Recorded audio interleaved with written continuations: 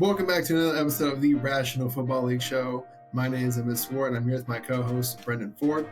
Yo. And this week, you will notice a little bit of a change in our format. We are getting ready for our in-season podcast, which will look a little different than the traditional one we've been doing so far, which had 5 long segments. So let's get right into that little bit of a difference, and we're going to do for our first time the news of the week. We're going to highlight some stories that happened this past 7 days. Give our thoughts on them real quick. Starting off with the big one of today, which is Monday, August 21st.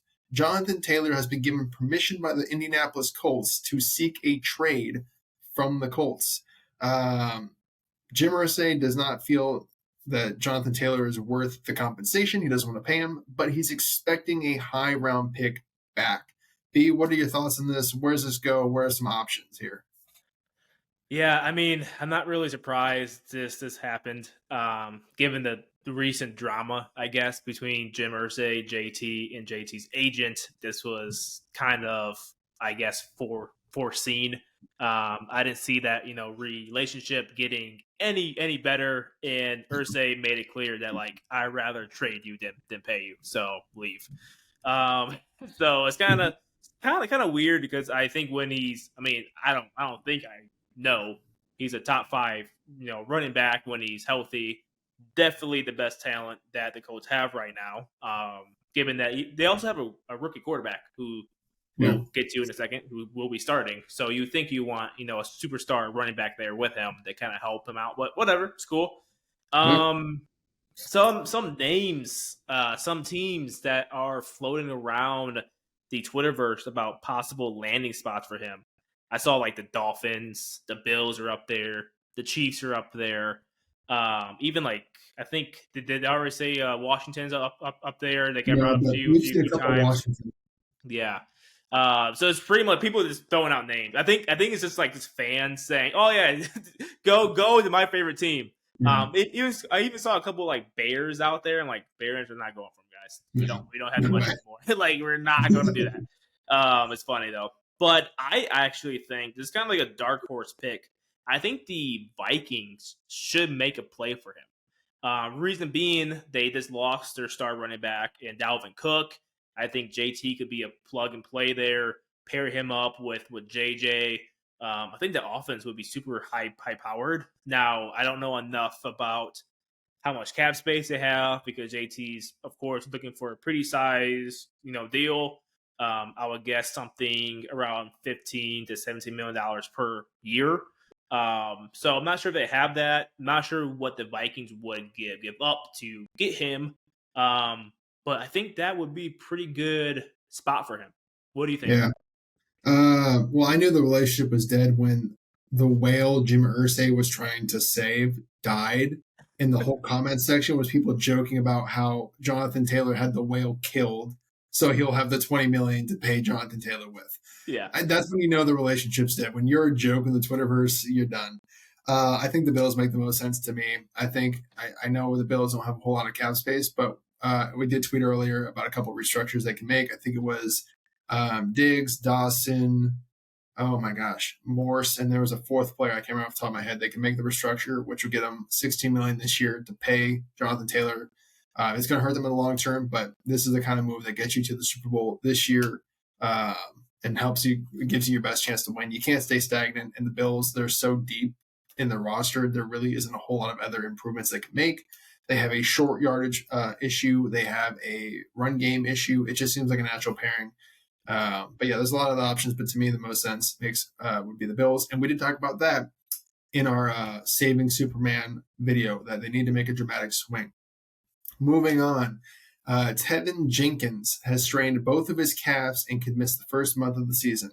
This is a weird situation from my understanding because he practiced Thursday, met with the media Thursday, had no issue, and was even talking about how he wants to focus on durability this season and show that he can stay healthy.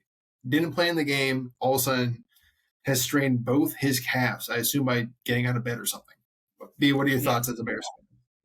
I'm trying not to laugh because I'm not laughing at him getting hurt, but the timeline of stuff is just is this real? Does this really happen? So to your point, man, he was healthy Wednesday and Thursday. They did joint session with the Colts. He met with the media on Thursday, talking about how he's trying to stay healthy for the team. And then all of a sudden, like, news broke last night at like midnight that he was going to miss like 6 total weeks, and then end up being he had strained both of his calves. So I don't know how severe calf strain is. Like, I guess that could be 6 weeks if it's super bad. But Yeah. it's like, bro, how would you strain both of them? Like, what were you doing? And You was know, this football related? you know what this reminds me of? You remember when Jarvis Landry first went to the Browns and they were on Hard Knocks, and he was, I don't care if you're injured or not, like, you're practicing. And then the rookie made the video. I don't Yeah. care if you broke your leg, you be out there. I don't care if you broke both of your legs. They're running Run back. out there with no legs. I That's feel why it's like like so weird, man. Like, what happened? Like, you practiced for 2 straight days in a pretty heavy like session against the Colts. Like, you were out there. Like, you didn't sit out to the side or anything. You were out there taking reps, and now Sunday night he's out for 6 weeks. So I'm like, dude, were you just playing like basketball or something? Like, what happened? Did you not know you were hurt? And then like you just came home one day like, damn, my stuff hurts. like, It's damn, weird. it's fucking what today? Yeah. And I saw a lot of Bears fans saying on Twitter, like, oh, he's just getting like traded. This is so like made up. I'm like, okay, that's a little bit like, no, put Yeah. away your tinfoil hat. That's probably not what happened. He's not getting traded. The Bears need him. I just think is a weird case. This is kind of like a random tangent, but I'm also a Cubs fan. So like Derek, I think it was Derek Lee one year, longtime first baseman for like the Cubs years ago. I think he fell out of a chair and hurt his like back, and he had to miss like two months of time or something like that. So it kind of reminds me of that. It's like, dude, what were you doing to hurt both of your calves? Yeah. I know. Oh, go on. Sorry. Oh, sorry. I was about to say. So with this recent, I don't know, injury news, the Bears, I've seen a couple tweets from their practice around 6 p.m. today. They're moving Cody Whitehair from center to left guard to replace Tevin, and then they're moving Lucas Patrick to center. So it's basically the same setup they had last season, with between Cody Whitehair playing left guard and Lucas Patrick playing center. So that's basically the big change or shift with their starting and five. that went well for the Bears last year, so I'm sure there'll be no repercussions for that. Exactly. What's that phrase of like when you do the same stuff over again insanity? and you expect this? Yeah, exactly. Definition of insanity. Yeah, it kind of reminds me of I don't know if you've seen Ballers, but like when the D tackle in the show was playing paintball and tore his Achilles doing something like that. And then the Cowboys in the show came out and was saying like, oh, he had a training issue, exercise, whatever. Feels like one of those, like he was doing something like basketball, like you said, and then just, just messed his calves up, and then like, oh, it must have happened at practice. Like, or did it happen on Sunday when he was doing something else? Yeah, exactly. But moving on, we have a couple rookies that are going to be starting, or they look like they're on track to be starting. Anthony Richardson was named the starter of the Colts late last week, I believe. And then it looks like, based on the depth chart and how they're playing CJ Stroud, it looks like he is on track to actually start for the Texans. Kind of exciting for some young rookie guys. What do you think? How their debuts look? What should we expect from them? Is exciting. What do you think? Yeah, I think it makes sense. If I'm not saying they're going to be bad, but if you're a team right now, we are rebuilding with a new quarterback, and you don't really care about wins and losses. Your main focus is just to develop that young quarterback. It makes sense. They need to get out there, get reps. That's how you get better. We probably shouldn't expect too much out of them just because it is their rookie season. And, well, the Colts do have the better overall roster than the Texans. Like, I remember watching a couple of reps from CJ Stroud's. I think they should at least the O-line, because CJ Stroud was running for his like life in like the preseason. So I feel like his numbers, from like a numbers perspective, I'm not expecting anything crazy. The Colts might run Richardson to death, so he might get a couple good stats for his rushing, and then maybe that'd be good for like fantasy football if you end up picking him like one of the last picks of your like draft. Maybe keep him as like an upside guy. But I don't know. I mean, even like Bryce Young, his O line is a little bit shaky too. So I'm not expecting a whole lot out of them numbers wise. I'm just excited to see these guys grow just throughout the season. Yeah, I don't know. I think CJ Stroud's in a little bit better position than Richardson is, especially if they're going to trade Jonathan Taylor. You know, they still have Tank Dell, I believe is his name. Dell, yeah. Yeah. I mean, he looks like a stud. You know, they still have Damian Pierce down in Houston. You still have D'Amico Ryans who's going to get that defense right. The Colts, or I'm sorry, the Texans aren't lacking in talent versus the Colts. I mean, who's playing receiver for you? It feels like their skill position has been empty for years since Andrew Luck was there and since T.Y. Hilton left. So I don't know. I wouldn't be surprised if C.J. Stroud does decent, nothing crazy, but decently enough. So I'd have higher expectations for him. But yeah, I think it's exciting. I agree. If you're going to develop these guys and you're not you're not like your expectations aren't Super Bowl or playoffs, absolutely just throw them into the fire and get them winning. It's going to be the best way for them. Yep. But moving on to, I believe, our final. No, we got a couple more pieces of news here. I'm sorry. Brock Purdy returned to action this week as the 49ers took on the Denver Broncos. He looked solid in his first action since he tore his UCL in the NFC Championship game against the Philadelphia Eagles. I don't know if you were able to see the game at all, B, but what are your thoughts? Have you seen the highlights? What did you think? Yeah, I didn't actually get a chance at all. But if he did well, I'm not shocked at all. I mean, he came in last season, stepped right in, and that 8-game stretch with the 49ers was just crazy to see. So it would not surprise me at all if he just comes out week one and he does just extremely well.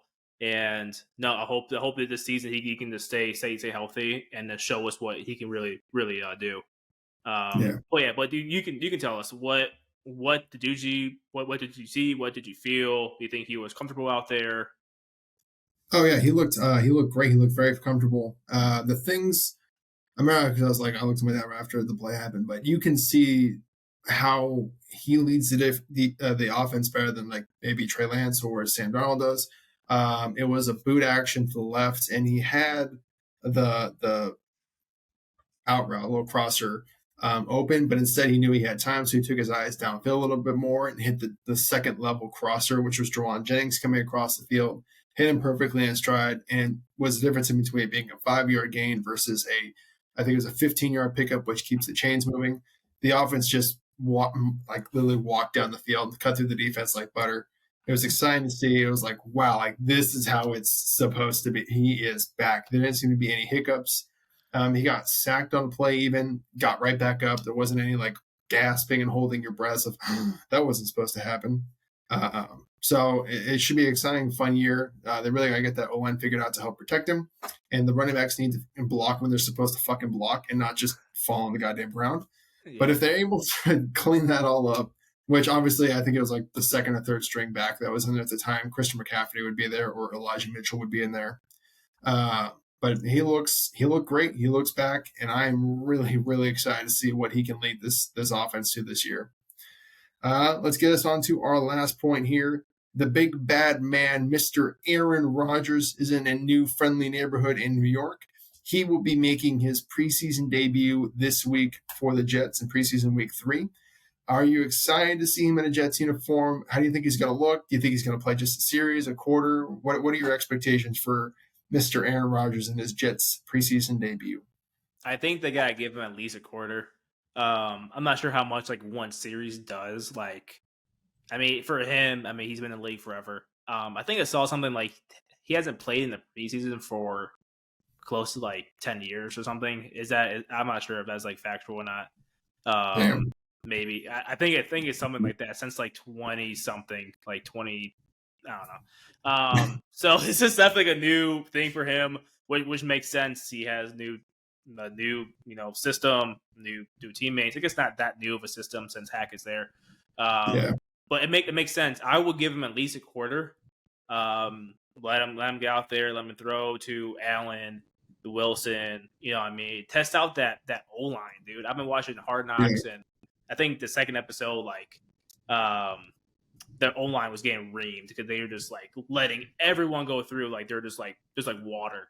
Yeah, It twin was style. awesome to see. Yeah, so I expect him to play just like a quarter. Let him get out there, do a couple boots, do a couple deep balls, whatever. Yeah, yeah. What are Yeah, your thoughts? same thing. I assume he'll probably play maybe. I don't think he'll play a whole quarter, probably a series or two. Something exciting, something to throw on the highlight tape, something for the fans to get really juiced about for the because after that they have no game. There's no games at all. So it's just something for the fans to really just rewatch it with excitement and anticipation for week one. He hasn't played in preseason for a long time. It is a new team, but it's still Aaron Rodgers. I mean, I don't know how much of a groove he really needs to get into for a game. I do kind of want to. I know it's not a news segment. It's not necessarily on topic, but I did have this thought the other day when I was watching because there's been some discussion about like, oh, how long should a guy play, in the preseason and this and that. And I was thinking, if you have a rookie quarterback, like for example, Anthony Richardson, right? You're the Colts. He's your rookie quarterback. You know what you're going to do. You know he's starting. It makes sense to me, and I understand there's an injury risk with this idea, but it makes sense to me to let him play every preseason game, the full preseason game. Like, why am I going to throw Gardner Minshew out there to get reps when I have a guy who has a lot of development he needs to go through so he can get those reps in? I'd rather give him those reps in games. So that way, by week one, it feels like he's already had 3 previous NFL games to really get some tape out there and get developed a little bit. What I just want to get your quick thoughts on that. Like, if it was CJ Stroud or if it was Bryce Young, like just getting them out there and getting them through all those games, getting them acclimated, because who cares about the backup quarterback? Yeah, I think they're worried about that quarterback playing with like the second, third, and fourth teams. Like maybe it just seems like maybe the talent around that star quarterback or that star rookie quarterback is just so like bad that it kind of clouds what's going on out there in like the field. I don't know. Like that's like my first thought. It's like, what if like either out there and he's just like, if he was for Bryce Young, for example, if he's running for his life with the first or second team O line, like imagine putting third team out there. Like what's going to happen? I guess I don't know. But to your point, I think I would do that if I was a coach. At least make him play the full like first game, the first like preseason game. I mean, because then you have some time from the first preseason game to the first week of the season, just to make sure he doesn't get like hurt or anything like that. That'd be like my first worry. Is like if he's playing 3 full games, like does the probability of getting hurt just like increase then? You know what I mean? But I'll at least throw him out there for like a half for every single game. Like, dude, I don't care. You're playing for the first half, dude.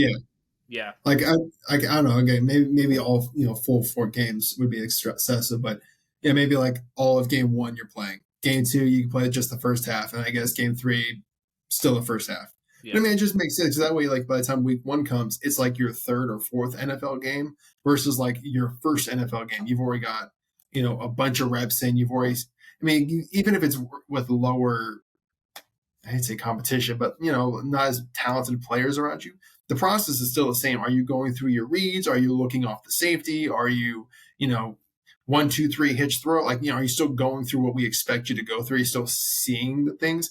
I feel like it makes more sense to do that rather than like just play like a rookie for like a series or 2, like what they did with CJ Stroud, like 4 throws in his first game. Like that's a wasted opportunity. You could have played him in the first half because he's going to be your starter. And now all of a sudden you have a whole first half to review with him. It's a full 30 plays to go through with him versus 4 plays or, whatever it was, 8 plays for the 2 drives. I was going to say that. Like, what's the point being like 10 reps versus like 30? And then I can get that 3. That's 90 reps before a game, like before the season even starts in game action. Like that's Yeah, like I get like, okay, you got Jimmy Garoppolo. Okay, Jimmy Garoppolo doesn't need 30 preseason reps in a game. But I mean, if you have like, again, see just Anthony Richardson, how much could Anthony Richardson benefit from, a couple full preseason games of playing? How much, development could he go through? How much of his technique could he work? And by the time week 1 comes, he's much further along than he would be just getting thrown out there in week 1. Plus, I think the gap, the talent level, obviously even a preseason game, those preseason teams are going to be more talented than the college teams they played at because it's made up still of the all-stars from college. It's not superstar NFL talent, but maybe it acts like a little bit of a, little step up for the big step up. I don't know. I'd be curious to see if any NFL team ever actually did that, but I don't think it's the worst idea in the world. I get there's the drawback of potential injury, but what are do the potential benefits outweigh that risk? Yeah, I wonder if we can get like a coach to come out and say like, why do you guys don't like play your rookie quarterback for 30 snaps a game? Like, do you think that risk of an injury outweighs the potential growth he gets from that development, or what are your thoughts on it? I would actually be curious to see what an NFL coach says. I assume it would just be something to the effect of, "What, you're an idiot? I'm not going to risk an injury for my star quarterback. Get the fuck out of here." yeah. But again, I don't think the idea is so out of this world that it shouldn't even be like considered. I feel like their answer would be, we have 17 games. We don't need to play them to like the preseason. We have 17 games to play. I'm like, okay. Yeah, I get it. Hopefully they make it through all 17 and everything. But but again, I hate that. I'm sorry. I mean, include an extra little segment in there, but I had that idea that day. I was like, we never really talked about it. What? How's it look? I mean, again, I just think it gets you a little bit of a step up before week 1 does.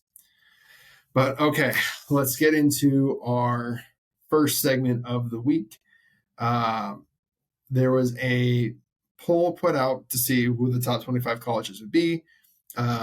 We took notice that Oregon State was ranked much higher than Oregon. We called it into question, at which point Oregon State fans decided to really let us know how they felt about their team. And boy, oh boy, are the Beavers fans passionate.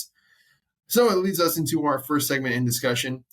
Who do you think is going to have the better record this year, B? Is it going to be Oregon, or is it going to be Oregon State? Beavers or Ducks? Green or orange? What are you going with? Give me Oregon, man. Give me Oregon. One. Beavers fans are at your door right now. Which I love that. That's what makes college football and sports so awesome. Like the passionate fan base, which is awesome. But please just spare me though, okay? So I can take you through some high level findings and stats and whatnot about just like the Oregon team in general here. So start with last season, 2022. They finished 10-3 overall, 7-2 in the Pac-12. Their offense last season was high powered, and I expect that to be the same this season. Last season they were ranked 6th in total offense. Last year they were 10th in scoring offense. They were number 1 in sacks allowed, which I'm guessing that means they did not allow sacks. I was trying to think about, like, if you're number 1 in sacks allowed, are you the worst or the best? But my small brain was working. Like, if you had the best offense, you probably weren't allowing sacks. I'm like, okay, that makes sense. 1+2. Yeah, I was like, okay. It's a weird way to put it, but they also, but at the same time, they lost some of their starters on the O line, so we have to figure out the new talent there. Also, of course, they're led by the Heisman hopeful Bo Nix, and again, we had a Bo Nix video. What was it, like a month ago now? This kind of going over film and highlights. Yeah, go ahead, watch out. We could probably plug that video in this one too. Just to give you guys some numbers about Bo Nix. In 2022, he threw for, let's call it 3,600 yards and threw for 29 tutties. He ran for 500 yards and ran for 17 touchdowns. So this dude was just scoring touchdowns all over the place. They also have a tight end who is a first round upside. His name is Troy Franklin. He caught, let's call it 900 receiving yards last year with 9 touchdowns. Is he a tight end? Was that? I thought he was a receiver. Is he a tight end? I thought he was a receiver. I have here as tight end, so I'm gonna go with tight end, but I could be wrong. Yeah. I thought I saw some highlights. I thought they had him like listed at receiver. Maybe they're just lining him up at the X. Yeah, I mean, I don't know, but he's a first round hopeful next year, so I'm guessing he's gonna begin good amount of targets this season. I guess last season though, their defense gave him some problems. I think that was the weak spot of the team. Yeah. They should have played better given their talent. They had a whopping 1.39 sacks per game. So I think, Emmett, you can go out there right now and do better than that right now. They also allowed Yeah, I think you need to go out there and show them how it's done. You can at least average Yeah. 2. And then they Hey, allow teams to convert 46% of their third downs because of that lack of pass rush. And that defense, even though it was kind of lackluster with the pass rush, they also had a good amount of talent that they lost. They lost first round pick cornerback Christian Gonzalez. They also lost linebacker Noah Sewell. He now plays for my Bears. But top Ooh. right. I hate the Bears. Don't worry. Sometimes I hate them too. The top transfer coming in was defensive end Jordan Birch from South Carolina. Coming out of high school, he was the 17th best prospect in the 2020 class, according to Yeah. 247 Sports. So high profile guy. I guess he had a decent career at South Carolina. He played like 3 seasons there. I guess he just needed a change of scenery, so found Yeah. Oregon. And then the top transfer leaving Oregon though was former high prospect. He was 11th best prospect in the 2020 class. His name was Justin Flo. He played linebacker for them. He went to Arizona. So still staying within the conference, but maybe just needed a change of scenery there. And to wrap up this long monologue on Oregon, I went to FanDuel because I love the gamble and I want to see what the odds are, what their win line total was, stuff like that. The win total line for Oregon is 9.5 wins, and they are currently the second favorite to win the Pac-12. All right, let me tell you what that whole block of stuff you just said is nonsense and does not apply to these Beavers. Well, how many points did the Ducks put up last year against the Beavers? How much was it? Did 100, you get all that? What? 100, 150. It was 14. And you know how much the Beavers put up? 17. It means the Beavers won. Oh, okay. Yeah, that's all that matters. No, I'm just kidding. I thought you were going to say like 40. No, 17. 14. Okay, The that Ducks makes put up sense. 14 only. No, I guess there's a whole lot of shooting the foot going on for the Ducks last year. That's funny. Oregon State has won 2 of the last 3 matchups against Oregon from what was yelled at me before. And Oregon State is returning 78% of their offensive stars, and they did have one of the top offenses in the country last year. And that was often mostly running the ball. I mean, their lead back, I think, like 980-something yards rushing, and their lead receiver only had 600 yards, give or take. DJ Umangale, who's coming in as a transfer from Clemson, should take that Beaver offense to an absolute new level. And if you notice I'm going to say Beaver a lot, it's because I kind of like saying the word Beaver, and I didn't realize that until this segment. So love me some Beaver. Num, num, num, num, num. Love munching on me some Beaver. Not the num.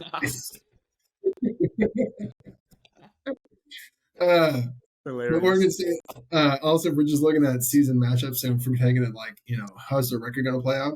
Oregon State actually has the easier record easier schedule this year. They only play 3 ranked teams in the AP preseason poll. Obviously, the poll changes throughout the year. They play 14 Utah, 10 Washington, and 15th ranked Oregon versus Oregon, who has to play 4 ranked teams: Utah, Washington, as well as 18th ranked Oregon State Beavers. And they have to play the USC Trojans, who are ranked, I believe they were 6th. So Oregon has a bigger opportunity to slip and fall a little bit here, which could lead Oregon State to having a leg up going into their end of the season matchup, which I think is it's the final week of the season. So I don't know. I feel kind of, as we kind of do a little bit of a research into Oregon State, I do have some confidence in my Beavers to sit here and beat up on your Ducks. Your mighty Ducks. I don't know why I'm becoming anime cartoons for this one, but either way, I don't know. Like I said, I feel like if we're going off of record wise, I think Oregon State, because Oregon State went 10-3 last year as well. Mm-hmm. So they actually, I believe, tied the Ducks in season record with the head to head going to the Beavers. So I don't know. I feel like they're not getting as much credit. I didn't realize how much they were showing up on polls. Like I started going back again for this segment, researching, well, how did other AP polls rank them? How did ESPN's poll rank them? And in all the polls, they weren't ranked. They weren't ranked 20th. They were usually somewhere in that 15 to 18 range. So it tells you starting out there is a little bit of an expectation, a little bit of a hype around them to where they could make some noise in the Pac-12 and the final year of the Pac-12's existence, which just sidebar, how sad is it that in the final year of the Pac-12, they have so many good, talented teams? You got Washington, Oregon, Oregon State, USC, UCLA, and then they're going to dismantle the whole thing. Yeah, they're like, see ya. You have all this talent. You're bringing lots of money this year, but yeah, see ya. Yeah, I know. Fuck, dude, that sucks. I know. I just don't think it's going to go as easily as I think a lot of Duck fans have expected. And again, as far as passionate as the Beaver fans are, the Ducks fans were just equally in the comments going head to head with the Beavers. Ducks apparently do not like Beavers. Yeah. Ducks and Beavers do not get along. They don't nom nom nom on that Beaver. But let me bring up one point here. Yeah, the reason why I also like Oregon more than Oregon State is because of the quarterback. DJU had a decently mid-career so far. I'm sorry. I did say DJU because I'm not going to attempt to say that last name. Already embarrassed myself already. Not going to try it. I did watch an old Dabo Sweeney interview on like First Take, and he said DJ likes the nickname DJU. So I'm going with that, people. Okay. Right. It's hard for me to trust him right now, but as you said, the Oregon State Beavers are returning 70% of their starters, which includes like 4 starters on their O-line. So I'm guessing like if DJU does struggle, they're going to run the ball again. They ran the ball just as for many yards as they threw it last season. And to your point, they went 10-3 overall, and then 6-3 in the Pac-12, which is a little bit worse than Oregon. They went 7-2 in the Pac-12 last season. But that's really was my one hiccup about Oregon State. It was like if you're comparing, you go as far as you're like quarterback, you have a Heisman hopeful on one team, and then a guy trying to revive his college career here and get something going. But hey, he was number 2 overall prospect in the class of 2020 for a reason. So the talent's there. It has to just come out. And I think he's going to be a little bit better of a situation here because it's less of a spotlight than he's had at Clemson. I mean, this is just the truth about it. Oregon State does not get as much media attention as Clemson does. When's the last time you heard anything about DJU since he left Clemson? So I think it's going to be a great opportunity for him to get a breather. It's going to be less stress on him. He doesn't need to be the superstar. He doesn't have, national championship expectations around him. He's not surrounded by 5-star prospects with this guy who does not ever stop talking. Debo Sweeney. Swine flu. Yeah, I know. Whatever his name is, behind him talking all the time. So it would be a great opportunity for him to kind of get a fresh start. There won't be attention on him. And he's going to have a strong run game that the Beavers had last year. He's still going to have that strong run game to lean on. So it'd be a lot easier of play action look, rolling him out, getting him out of the pocket, using his mobility to their advantage. They can still run the read option with him. And I think he's one of those guys that the more he starts running the ball, the much more comfortable he feels to throw. So he won't have any star talent at receiver that he normally does he did at Clemson, but he still has decent receivers there, and he has a much more balanced offense, I feel like, to rely on. So it might even play to his strengths a little bit more. And if you are a gambling person like me, if you like Oregon State right now, you're in a good spot to bet on them. Their win total is at 8.5 games. So bet that over if you like Oregon State. Yeah, so it's pretty close to Oregon. Bring money. I mean, because I was looking at the schedule. The first half of their schedule is pretty much against the Mountain West. I think they play like San Diego State, San Jose. Oh my gosh, UC Davis. They play UC freaking Davis, which is an FCS school. So I mean, that's 8 wins. It feels like a gimme for them. Right. So right, and for the conference, they have the 6th best odds to win the conference, to win the Pac-12. Okay. So again, if you're super high on them, go ahead, throw that pick out there or throw that bet out there, and it could be a good sleeper pick for you. Yeah. So why don't you guys leave a comment and tell us who you think is going to win? Will it be B's Oregon Ducks or my Oregon State Beavers and their damn building abilities? Tell us in the comment section who you think is going to win. Like, subscribe, and we are going to now take this time to move on to our next segment.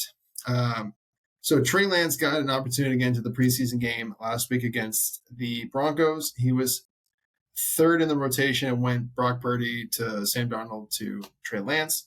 It was weird because at a certain point, you start, even me, I tweeted out, I was like, where is Trey Lance? Like, fans kept seeing him warm up and he never got into the game. He finally did. He looked rough to start. He threw a pick on the screen. He had a couple fans wanted to throw my face. He had a couple near picks, which almost only counts in horseshoes and grenades, guys. There's no you lost the Super Bowl on an almost pick. Like, that doesn't happen. You don't almost win a game. You win it or you lose. But I saw something really just like light up in him. I saw a more passion Trey Lance than I think I'd ever seen before. You can see his facial reactions and his like disgust that like he didn't get a call here, or there was something that happened where he was frustrated. Like, it was kind of cool to see because he's normally been very like stoic. But he really flipped the switch. He was driving the ball. His process was much better. He was throwing with a little bit of anticipation. As JTL Sullivan broke down, you guys can go watch his video on the quarterback channel, the quarterback school channel. He was throwing with anticipation. Guys had out of their break. He looked the safety off on the touchdown to get him within, I think it was like a field goal or 2 points.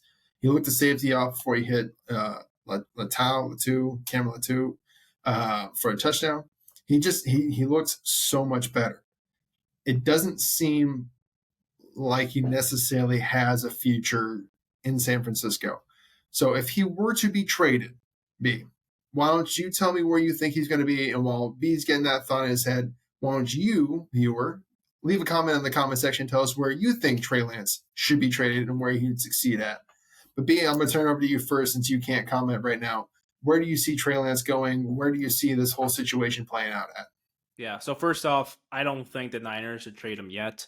I think maybe the only case I would say yes, trade him before the season is if, let's say he comes out this next preseason game and it's completely lights it up.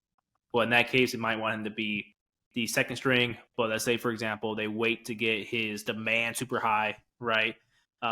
Otherwise, we all saw what happened last year with the 49ers and their quarterbacks just dropping like flies. I would keep him as that third quarterback throughout the year if he does not beat Sam Darnold for that QB2 spot, just because you don't know what can happen, right? So I think he's either now or after the season. So with that being said, there are a few teams out there that might need a quarterback by year's end or after the season is over, depending how that quarterback does. The first team that pops in my brain are the Falcons. That's Ritter's there. He's younger. I know the staff has come out and said that they are committed to him, but you just never know what happens, right? We do have a long season ahead of us. What if it's just a complete flop, right? And you do have talent on that offense, and I feel as though you can put Trey Lance right in with that offense with this skill set. I think it would be an upgrade over Ritter if Ritter does not pan out. So that's one team in my mind that really sticks out. Other than that, I mean, I don't know if he'll be that career like backup journeyman type guy, which I really hope not, because he had a tough start to his career. I remember we were talking about him months ago, and I said like he just needs more like reps, like get him out there. He had the worst luck possible. So I really hope that for his sake, like maybe it would be best for him as the person and as the player just to go off this next preseason game, get his demand high up there, and maybe they trade him to a place where he can compete to start. Otherwise, again, just wait after the season, wait to make sure no one gets hurt in some freaky way, and then so you always have him there. But Emmett, what are your thoughts on that? Yeah, I mean, as a 49ers fan, it's a really, really, really tough situation, to be honest. And again, I got to be honest, when I'm wrong, and I need to call it out. I have not seen it with Trey Lance since he got drafted. We did a video about it before about Trey Lance's, Trey Lance's injury is the only thing that's fair to criticism on, which is true. And I had said in the video then, like, I don't see it. I haven't seen anything. And it's because I've seen a lot of what we saw for Trey Lance at the start of this game, where it was bad decisions. How can you not even throw a screen? Like, you're not doing anything special. You're not outrunning defenders. Like I was promised, and I was told Cam Newton and Vic, and he's this and he's that. And I hadn't seen any of it. And then he came out, like I said, impassioned. He was he almost like juked the defender and was pissed he got tackled and didn't get a call for like a face mask or something. And he flipped the switch, and I saw it for the first time. I was like, oh, like that's who this guy can be. Now, is it something he can lead more than get more out of the offense than what Purdy already is? Because Purdy's throwing with great anticipation. He's keeping his eyes downfield. He's getting the balls to the guys when he needs to get the ball to guys, which is kind of the most important part in Shanahan's offense. But after seeing him turn it on like that, it's hard to sit here and think, yeah, we should trade him. Because, again, like you did mention, we have quarterback injury issues every single year, it feels like. It was Jimmy Garoppolo going down. It was Purdy going down. It was Lance going down. It was always somebody going down.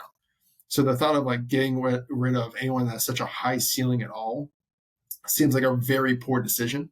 I couldn't see it doing it because, I mean, again, who knows? By this time next year, Purdy could have gotten hurt. Trey Lance stepped in. He looked amazing the rest of the season, and now it's like maybe Purdy should be traded.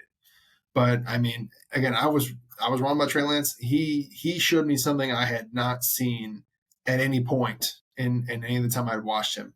I still don't think he's Michael Vick out there. I don't think he's a great runner, but wow, was he able to deliver.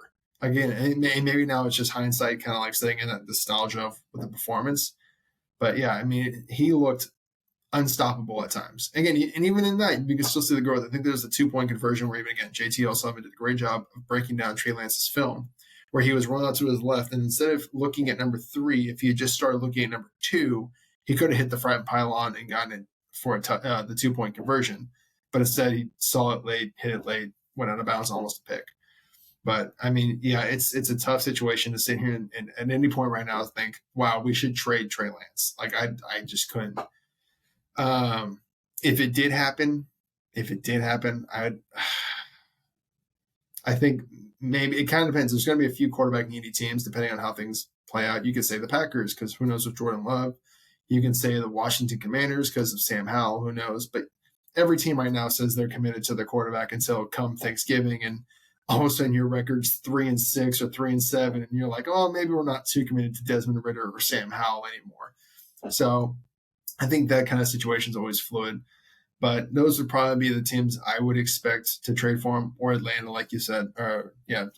Replace for Atlanta. So, because there was rumor during the draft, the 2021 draft, that the Falcons were going to take Trey Lance. And so that's why at number 4, that's why the 49ers had to jump up to number 3 if they were going to draft a quarterback at all. If they wanted to pick a quarterback, it had to be at 3 because Atlanta was going to take somebody. So, again, I really hope they don't, because what I saw looked like something that really could be built on. It could be a top 5 quarterback in the NFL. That, I mean, he did things that were amazing. But again, at the same time, Purdy's offense averaged 33 points a game last year, I think, which would have led the entire NFL. So I think no matter how you slice it, the 49ers probably have the strongest quarterback room in the entire NFL. And it's really hard to sit here and think about taking away from that in any kind of a trade. And that includes Sam Darnold. I mean, Sam Darnold's done a great job this camp and preseason games of not throwing picks, which has notoriously been his biggest Achilles heel. No matter how great of a thrower the football is, he's throwing picks. Even his senior year of college, I remember thinking, this guy threw 15 picks. Why is he such a highly ranked quarterback? So he's done a great job of cleaning up in camp. So I think no matter how you slice it, like I said, the 49ers have the strongest quarterback room probably in the NFL, talking beyond starters too. And I think it'll be an exciting year, and I hope they don't trade him. I really hope they don't, but who knows in this game. Yeah, and as you were talking to, I thought of a point. I think, and again, I'm not a Niners fan, so take this with a grain of salt. You and the rest of Niners, Nation have watched a lot more Trey Lance or the 49ers in general than me.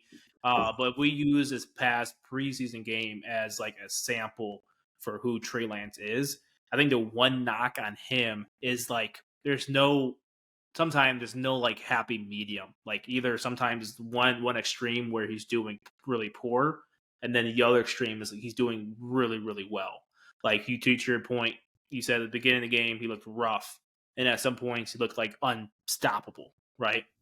And then what's the one strength of Purdy is like people use this term as a knock, but it's really not. He can manage the game well. He makes the right reads. Yeah. He makes the right throw. Even if that throw is a 3-yard out, he makes it. It's easy, right? Yeah. I hear the same talking points about Fields, right? They call him a highlight quarterback because he can do a lot of good stuff, but then his one knock is like he can't do the simple stuff. Like there's no middle ground of like this saying the offensive float, just making the easy plays and the easy reads, right? The layups, I guess they call Yeah. them. So I feel like that's like his one knock right now. If he can just find that stable ground of like Yeah. making those dink and dunks, making those right reads, the same reads that JJT was pulling out in that video. It's like if he can just do that more, he will be a Yeah. starter. And it's like to sit here and put it to another sports comparison for our multi-sports watchers, and why like, oh, game manager's not, it's bad and this and that when Purdy is. Purdy is like Magic Johnson, right? Magic was a great scorer, but he was known for his passing ability. That's what Purdy is. He's passing up to the Kittles, to the Ayuks, to the Debo, so they can get to the rim, they can score, they can hit the three, the wide open three. He is the facilitator to try to get it to these guys and let them do what they do because what they do is special. Versus Trey Lance, which if he hits the peak he should hit and is supposed to hit and like hits a ceiling, right? So take that in mind with this comparison. Trey Lance is like Larry Bird. Larry Bird is the scorer. He's the always open. He may look covered, but he's still open kind of guy. He's going to hit the three. He's got all these moves.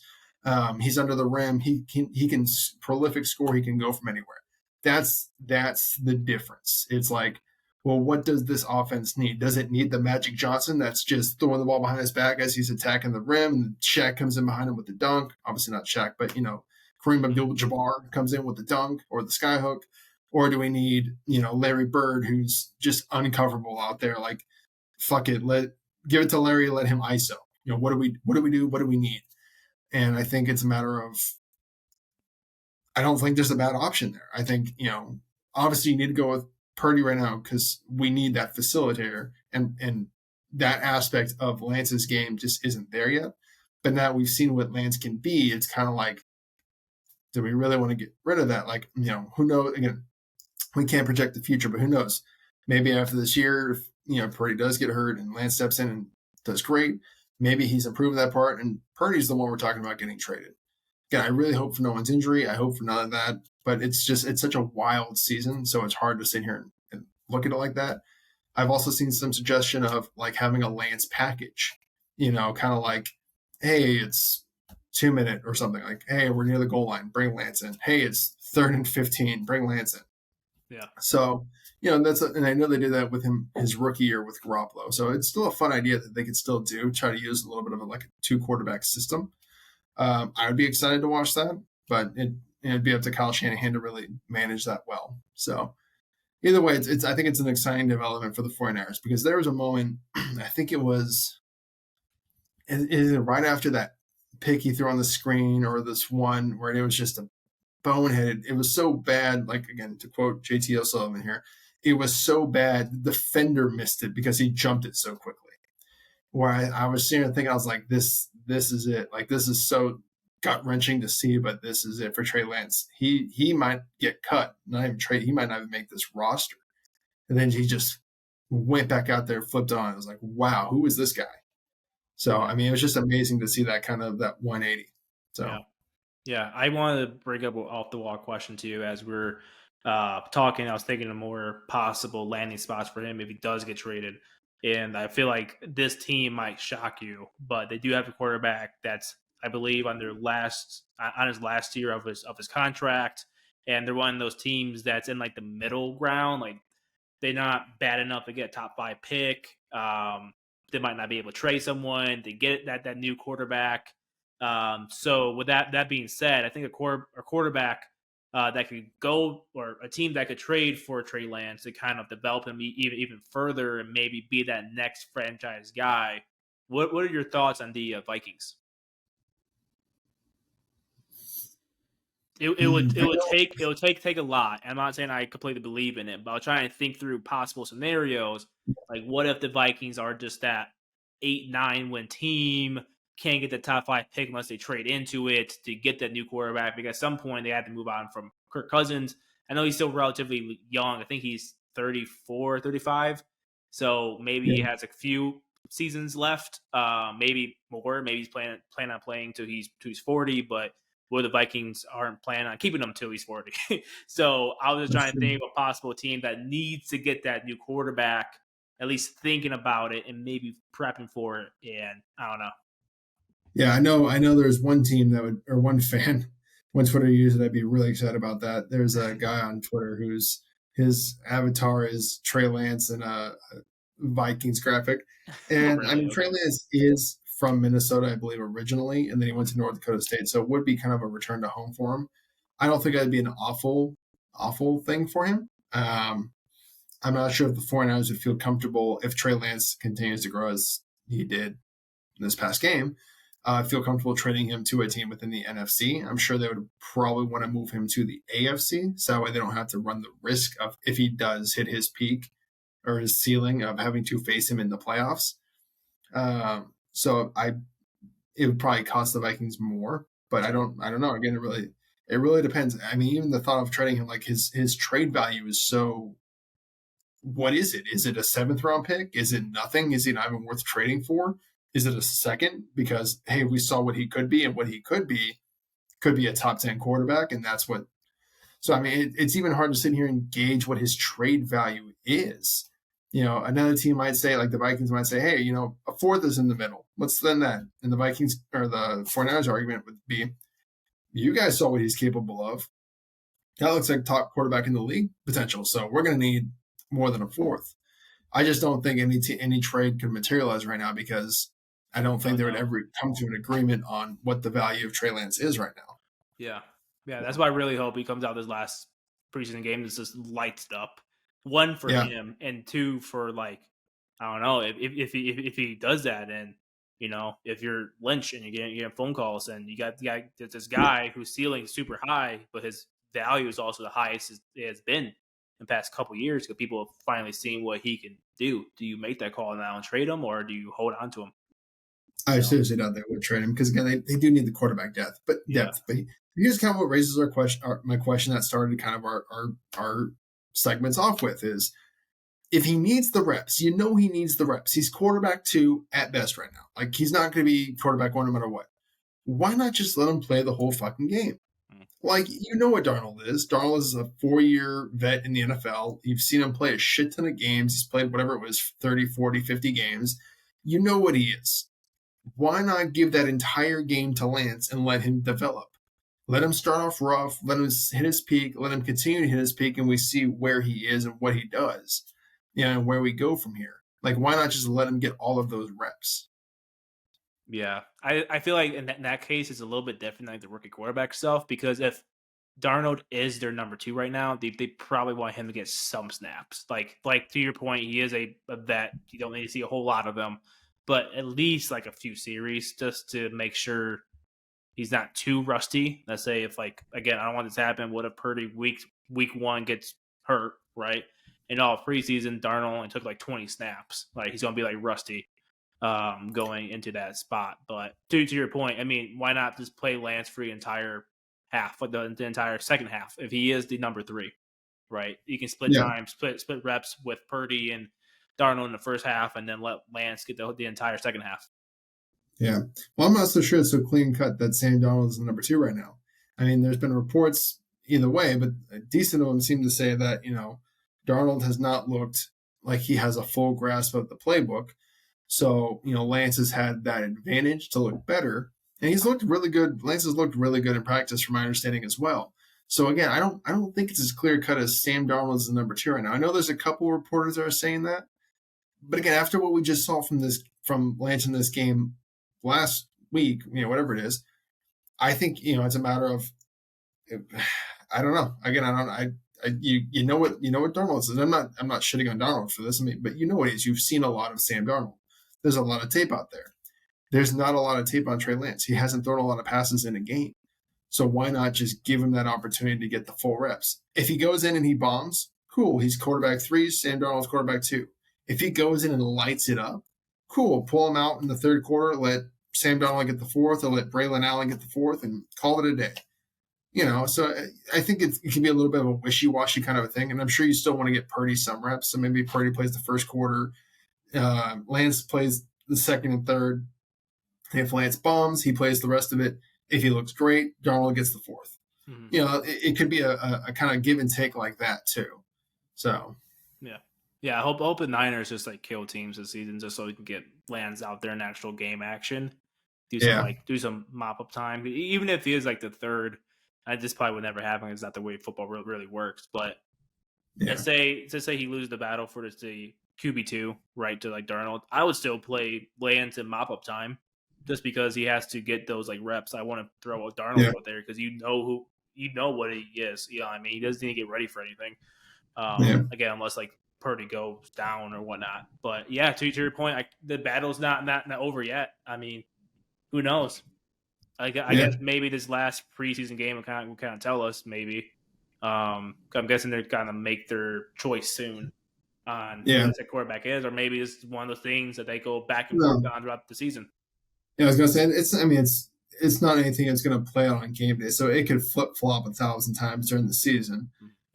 But again, I'd imagine Trey Lance probably should get, if he continues his growth from last week to next week, he should get the nod as number 2 because he does have the highest ceiling. He's also familiar with the playbook, so he can come in and he's been in the system. He knows what to do, at least to a degree, versus Sam Darnold. And then you still have Sam Darnold. So again, if heaven forbid something happens to Purdy and you have to put Lance in there and something goes wrong, you can still turn to Sam Darnold. He's still on the roster. So I think trading Trey Lance would be a mistake at this point. Maybe next offseason you reevaluate the whole quarterback room based on how this season goes and then make a decision on all the quarterbacks then.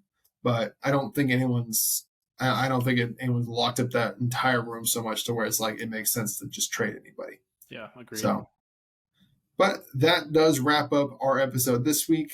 Thank you so much for tuning in with us. For those who have, again, you guys like, subscribe, leave a comment, tell us what you think. Should Trey Lance be traded?